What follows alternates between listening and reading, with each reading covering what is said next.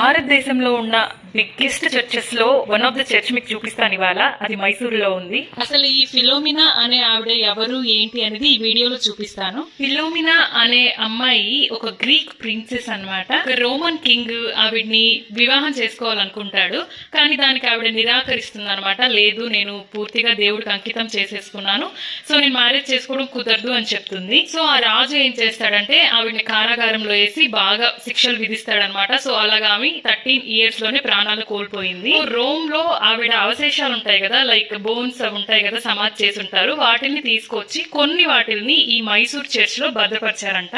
So Philomena విశ్వాసానికి ప్రతీకగా పెద్ద క్యాథెడ్రల్ అయితే నిర్మించడానికి ప్లాన్ చేసి ఇలా మైసూర్లో దాన్ని ఒక బిషప్ నిర్మించాడు అనమాట. ట్విన్ టవర్స్ 175 feet హైట్ లో ఉంటాయి. దీని స్టెయిన్డ్ గ్లాస్ విండోస్ అంతా మనకు జర్మనీ నుంచి వచ్చాయి. యాక్చువల్లీ చర్చ్ అయితే లోపల ఇలా ఉండదు. మేము వెళ్ళినప్పుడు ఒక వెడ్డింగ్ అనేది జరుగుతుంది.